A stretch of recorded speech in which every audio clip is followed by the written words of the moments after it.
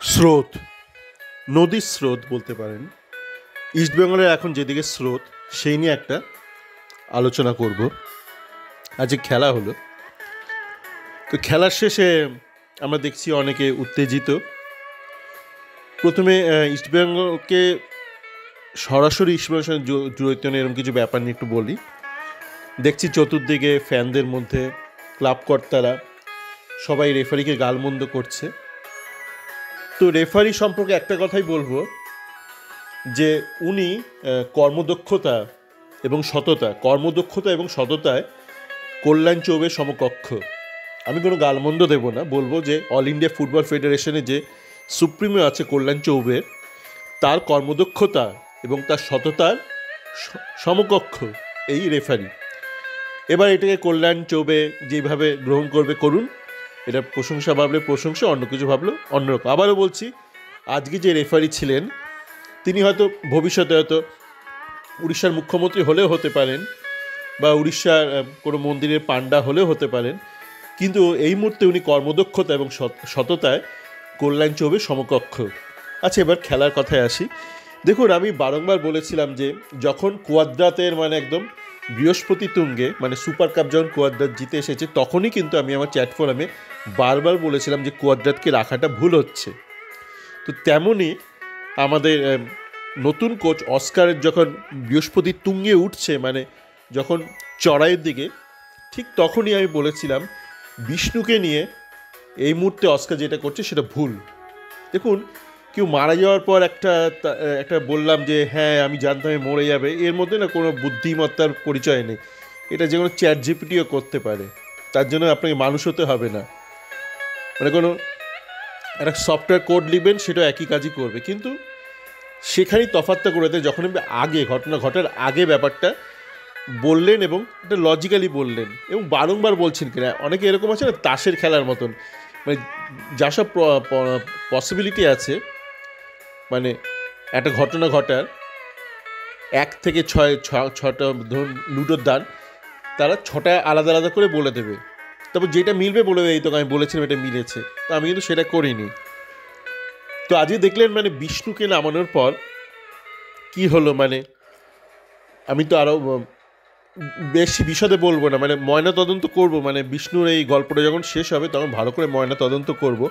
আমি এই মুহূর্তে বেশি কাটাছেড়া করে যারা বিষ্ণুকে তুলে ধরার চেষ্টা করছিল তাদেরকে বেশি বাহবা দিতে চাই না। আমি গতকাল রাত্রি যখন আলোচনা করছিলাম আমার ওই ইউএসএতে থাকা এক সতীর্থ ইস্টবেঙ্গল ফ্যানের সাথে, তো তাকে আমি বলছিলাম যে রোজ রোজ তো আর নাটমেক করতে পারবে না, সবাইকে নাটমেক করতে পারবেন। বিষ্ণু তো আজকে দেখেছেন নাটমেক করতে গিয়ে কেন একটা বেইজ্জত হলো। তো নাটমেক জিনিসটা খুবই রিস্কি জিনিস, ভালো প্লেয়াররা, শিক্ষিত প্লেয়াররা করতে চায় না। কেন, লাগলো না লাগলে খুবই বাজে দেখা ব্যাপারটা। আর তাছাড়া আপনার কাছে অনেক শিক্ষিত অপশান থাকা উচিত, নাটমেকটা কোনো অপশানই নয় ফুটবলে। কিন্তু এই এমন একটা প্লেয়ার যার কাছে ওই নাটমেক আর ব্যাকপাস এই দুটোই অপশান আছে। কেন আছে বললাম, ওই পরে পরে আলোচনা করব। ময়না তদন্ত লাশ ঘরে ময়না তদন্ত করব। আগে ভালো করে গল্পটা শেষ হোক বিষ্ণুর। আজকে ঠাসিয়ে একটা থাপ্পড় খেয়েছে, স্পোর্টিং সেন্সে একটা থাপ্পড় খেয়েছে ইস্টবেঙ্গলের কোচ অস্কার ব্রুজো এই বিষ্ণুকে নামিয়ে। যে বিষ্ণুর জায়গায় শুরু থেকে নামতে থাকতো তাহলে হয়তো ইস্টবেঙ্গল প্রথমাতেই গোল পেয়ে যেত। তো যাকে আজকে সামগ্রিক খেলা নিয়ে আমি যেটা লিখেওছি খেলার শেষে, দেখুন মোটামুটি আমরা প্রায় অনেকটা সময় 10 জনে খেলেছি, 2টো বিদেশি নিয়ে খেলেছি। তো সেদিক দিয়ে দেখতে গেলে খুব একটা খারাপ খেলিনি আমরা, যদিও যে গোলটা হলো প্রথম গোলটা ফার্স্ট পোস্টটা কেন ছেড়ে দিল। আজকে অবশ্য গলিগিলের দিনটা ভালো ছিল না, একাধিক ভুল করেছে, একাধিক হয়ে যায় গোলকিপারে। তো আজকের দিনটাই খারাপ ছিল, তো সেই জন্য আজকে ওকে নিয়ে বেশি আলোচনা করবো না। একটা দিন কারো খারাপ যেতেই পারে। আর মাহেশ খুব ভালো খেলেছে। মাহেশের একটা যে প্রথম গোলটা হলো সেটা মাহেশ নিচ থেকে ওঠার সময় পাতায় কেড়ে নেয়, কিন্তু সেটা বুঝতে হবে সেটা কিন্তু দ্বিতীয়ার্ধের অনেক পরে দ্বিতীয়ার্ধেই হয়েছে গোলটা, ইস্টবেঙ্গল প্রথম গোলটা দেওয়ার পর। কিন্তু তখন ইস্টবেঙ্গল অলরেডি 10 জনে খেলছে, মাহেশের উপর প্রচুর চাপ পড়ছে। হয়তো মহেশের উপর অতটা চাপ না পড়লে, মানে মহেশ আর নান্দাকে অনেকটাই লোড নিতে হয়েছে আজকে জিকসান বসে যাওয়ার পর। আর মহেশ ডান দিক বাদিক দুটোই খেলছিল, তো গোটা ম্যাচে একটা ভুল হতেই পারে কারোর। আর ও মাঝমাঠের প্লেয়ার, এমন না যে মানে ডিফেন্সের প্লেয়ার, তো মাঝমাঠের প্লেয়ারের একাত্তা ভুল হতেই পারে, সেটা খুব একটা বিশাল বড় ব্যাপার না, সেটা অত বড় করে দেখার দরকারও নেই। আমাদের দেখতে হবে সামগ্রিকভাবে মহেশ বা নান্দা এরা কেমন খেলেছে। ওই ভাগ্যের জোরে বা দুর্ভাগ্যের জোরে কি একটা ঘটনা ঘটে গেল সেইটা নিয়ে বেশি কাটাছেড়া করা ঠিক নয়। এই যে আপনার ম্যাক্সিমাম লোক, মানে 98%, আমি 95ও বলবো, 98% ইস্টবেঙ্গল ফ্যানের আপনার যে কোনো প্রেডিকশনই মেলে না। কারণটা কি ভেবেছেন, কেন মেলে না? আর আমি এর উদ্ভট বলে দিই তো মিলে যায়। তার কারণ হচ্ছে আপনারা বড্ড বেশি, মানে যে একটা ঘটনা ঘটে সেই ঘটনাতে যে lakh element, good luck element হোক বা ব্যাড লাক এলিমেন্ট, সেটাকে প্রাধান্য দেন বা সেটাকে হয়তো ইগনোর করেন, সেটাকে গণ্য করেন না। যেমন আগের দিন গোটা ম্যাচ বিষ্ণু বাজে খেললো, একটা ভাগ্যের জোরে একটা বল পেয়ে গেল, মানে বলটা ডিফ্লেকশন না হলে বিষ্ণু পেতো না। আপনার ওই লাক এলিমেন্টটাকে ইগনোর করলেন টোটালি, করে বললেন বিষ্ণু চিলের মতো এসে ছো মেরে গোল করে দিল। কিন্তু ওরকম লাক এলিমেন্ট তো আপনার জীবনে ক্লিক করবে না রোজ। লটারি কেটে জেতার মতন লাক, মানে আপনি যদি ভাবেন আমি লেখাপড়া করবো না, চাকরি বাকরি করবো না, খালি লটারির টিকিট কাটবো আর লটারি জিতবো, তাহলে কিন্তু আপনার জীবনে মুশকিল আছে। তো আজকে তালাল বসে যাওয়াতে খুব মনে হয় না খুব একটা অসুবিধা হয়েছে, কেননা তালাল যে ধরনের প্লেয়ার, যে ধরনের বিদেশি, নামেই বিদেশি, মানে ক্রসটা অতি জঘন্য করে। তো আজকে নান্দা যেরকম খেললো, বরঞ্চ নান্দা না নামলে হয়তো ক্ষতি হতো আমাদের, মানে তালাল থাকলে যেরকম খেলতো তার থেকে নান্দা হয়তো অনেক বেটার খেলেছে, মানে তালালের থেকে, তো সেই দিক দিয়ে ক্ষতি হয়নি। এখন প্রবলেম হচ্ছে, মানে আমরা খেলেছি ধরুন ওই দুটো বিদেশি নিয়ে, মানে হিজাজি নিচে আর ক্লেটনকে আগের দিনও দেখছিলাম ওই কিছুক্ষণ খেলার পর অনেকে বলছে ক্লেটনকে তাহলে রেখে দিতে হবে।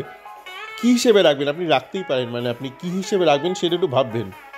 মানে আপনি কী হিসেবে এনেছিলেন আর কী হিসেবে রাখছেন। মানে ধরুন কোনো মেয়ের সাথে আপনার প্রেম হলো, একটা বিয়ে করবেন ভাবলেন, তারপর আপনি বললেন এই আমার বোন, মানে শুরু করলেন প্রেম দিয়ে, শেষ করলেন বোন করে। সেরকম ক্লেটনকে আপনি কি বোন ভাবছেন বা ভাই ভাবছেন, মানে টিমের একটা ডিফেন্সিভ মিডিয়া বা কী রোলে ভাবছেন? মানে ওকে তো অরিজিনালি বোধহয় আপনি নাম্বার 9 বা ব্যাকআপ 9-10 এরকম কিছু ভেবেছিলেন, এখন তো মানে প্রেমিকা থেকে বোন বানিয়ে দিয়েছেন ক্লেটনকে, তো সেটা একটু ভাবার বিষয় আছে। আর দেখুন, আমি বলেছিলাম যে ডিসেম্বরের প্রত্যেকটা ম্যাচ ইস্টবেঙ্গলে জেতা উচিত বা জেতার হাই সম্ভাবনা আছে, তো একটা ম্যাচ তো আজকের ম্যাচটা হলো না, তো সেটা হতেই পারে। কারণ প্রথমত আমি যখন বলেছি তখন তার দিয়ামান্টাকস চোট খায়নি, দিয়ামান্টাকসের চোটটা আমাদের একটা বড় আঘাত। তারপর শুরুতেই তালাল বেরিয়ে গেল, আজকে সাউলও বেরিয়ে গেল। আমি যখন বলেছিলাম তখন কিন্তু সাউল বা দিয়ামান্টাকস কারোরই চোটটা লাগেনি। তো এরপর কি? এরপর অনেক সম্ভাবনাই হতে পারে, প্রচুর সম্ভাবনা। একটা বড় লিগ, সে লিগে একটা ম্যাচ আমরা হারতেই পারি, এমন না যে বাজে খেলে হেরেছি যে আমাদের মোরাল ডাউন হয়ে গেছে।